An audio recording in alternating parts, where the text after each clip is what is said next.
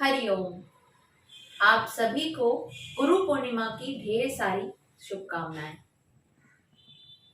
आइए हम 2 मिनट आंखें मूंद कर अपने गुरु को याद करके उनका वंदन करते हैं। गुरुर् ब्रह्मा गुरुर्विष्णु गुरुर्देवो महेश्वरा गुरु साक्षात् परब्रह्मा तस्मै श्री गुरवे नमः।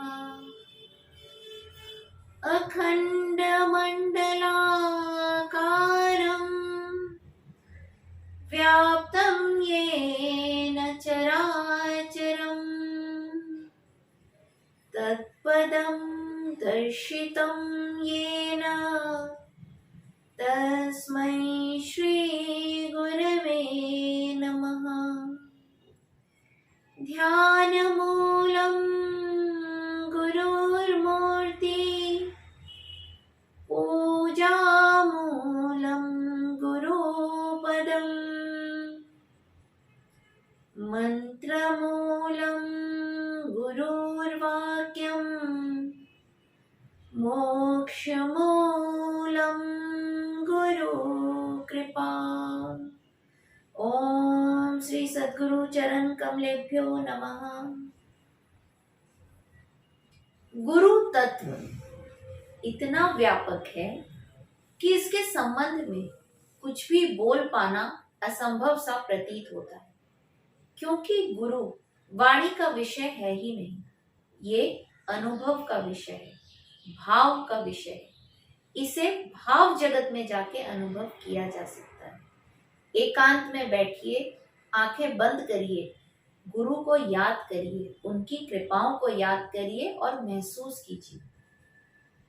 फिर भी आज गुरु पूर्णिमा का दिवस है, तो आइए हम सब मिलकर कुछ गुरु चर्चा करते हैं। हम में से बहुत व्यक्ति ऐसा मानते होंगे कि गुरु की आवश्यकता जीवन में तब हो जब जीवन की सांझ ढले, या कुछ ऐसा मानते होंगे कि जीवन में गुरु की कोई विशेष आवश्यकता नहीं है। ये उनकी मान्यता है। अगर यही वास्तविकता होती तो शास्त्रों में गुरुकुल का कंसेप्ट हमें नहीं मिला होता।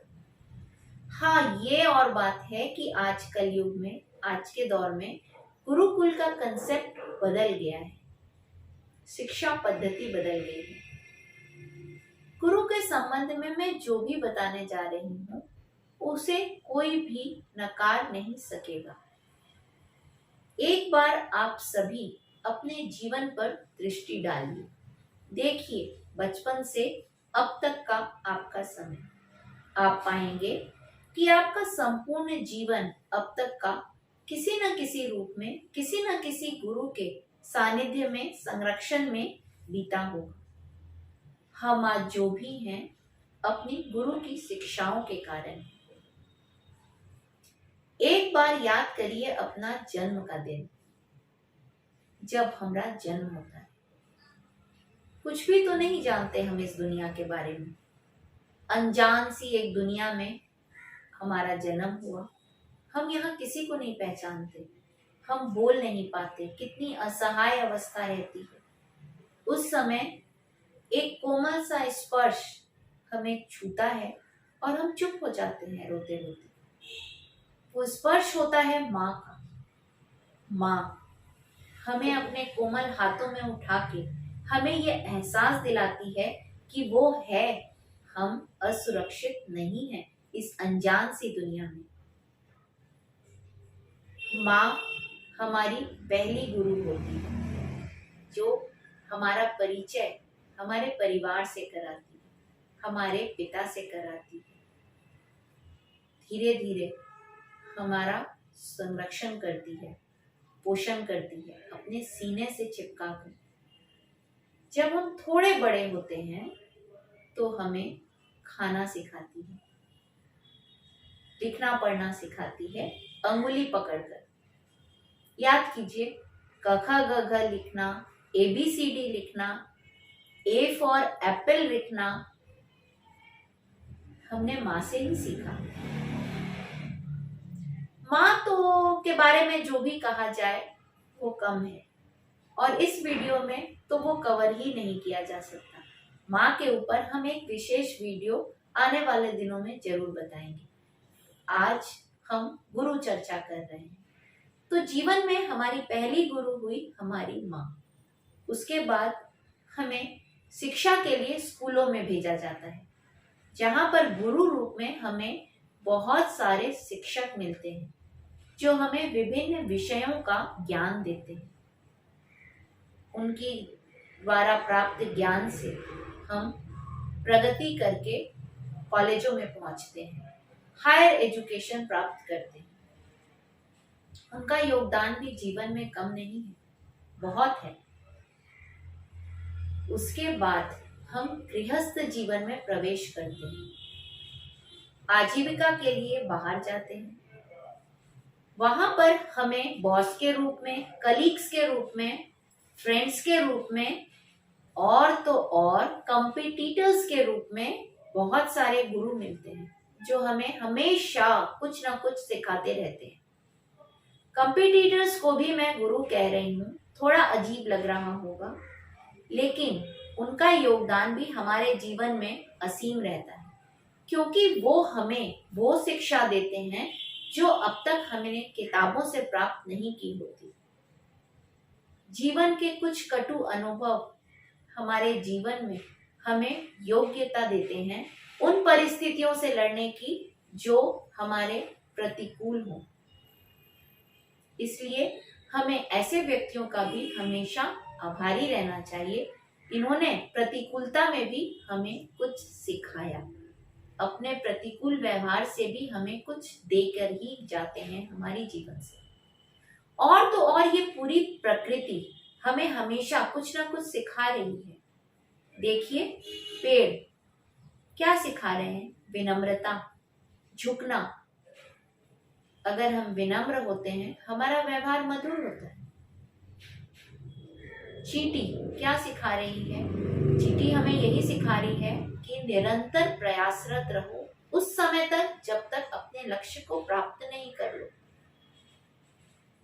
इस तरह प्रकृति का हर जीव, हर एक वस्तु हमें कुछ ना कुछ शिक्षा दे रही है।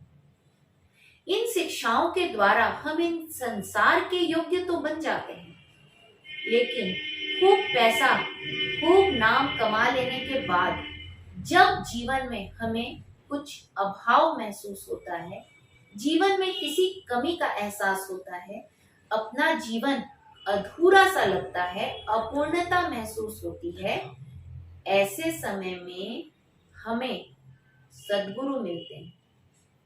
सद्गुरु हमारे जीवन में आते हैं तो वे हमें हमसे हमारा वास्तविक परिचय कराते हैं, हमारे अंदर के अनगिनत अनसुलझे प्रश्नों का उत्तर देते हैं। सद्गुरु क्यों कहा? सद्गुरु इसलिए कहा कि वे सत्य को पहचान चुके होते हैं, अनुभव कर चुके होते हैं, और जिसने सत्य को अनुभव कर लिया होता है वही जीवन में हमें सत्य से परिचय करवा सकता है, उस परमात्मा से मिलवा सकता है। हम में और उस परमात्मा के बीच की कड़ी सद्गुरु होते हैं। भगवान भी जब अवतार लेकर आए राम के रूप में, कृष्ण के रूप में, उन्होंने गुरु धारण किया।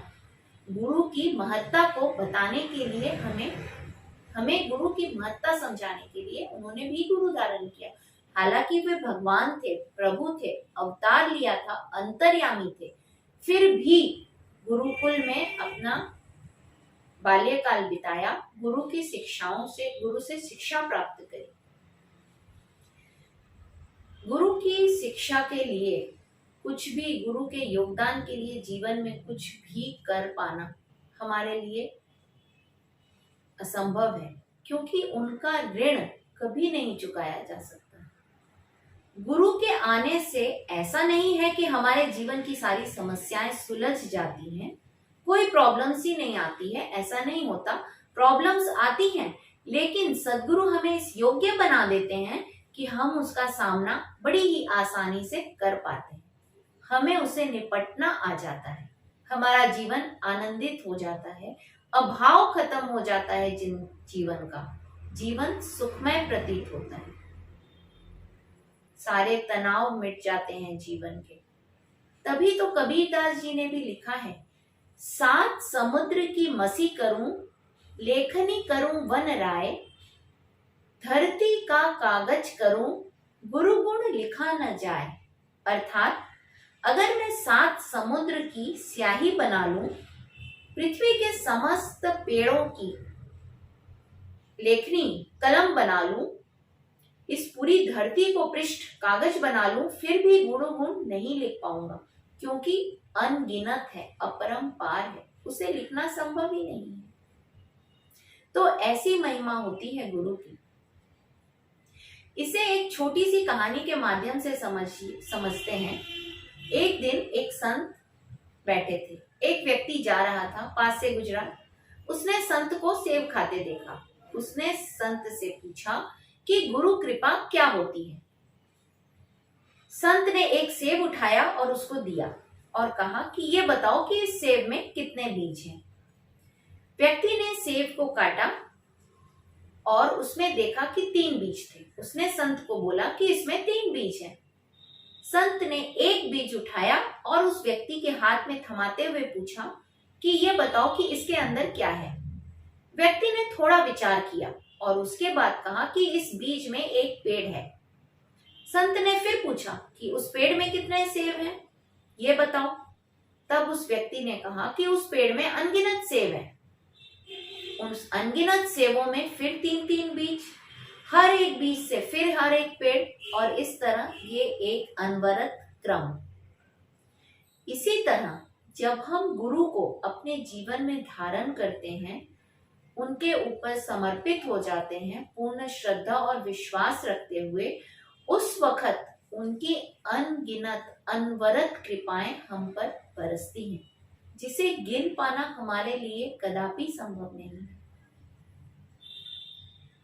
आज के शुभ अवसर पर हम उन्हें याद करें, समस्त गुरुओं को याद करें, बाल्यकाल से लेकर अब तक, जिन्होंने हमें इस सांसारिक जीवन के योग्य बनाया, जिन्होंने हमारी आध्यात्मिक यात्रा की ओर हमें अग्रसर करके हमें परमात्मा प्राप्ति का लक्ष्य दिया, मार्ग बताया। उन सभी गुरुओं को हम सआदर नमन करें और ये संकल्प लें कि उनकी शिक्षाओं के द्वारा न सिर्फ हम अपना कल्याण करेंगे, बल्कि स्वयं के द्वारा दूसरों को भी लाभान्वित करेंगे। सही मायने में तभी यही हमारी गुरु दक्षिणा होगी, जब हम गुरु वाक्यों पर चलेंगे। गुरु कृपा अपरंपार, गुरु महिमा अपरंपार, गुरु अपरंपार। हरि ओम।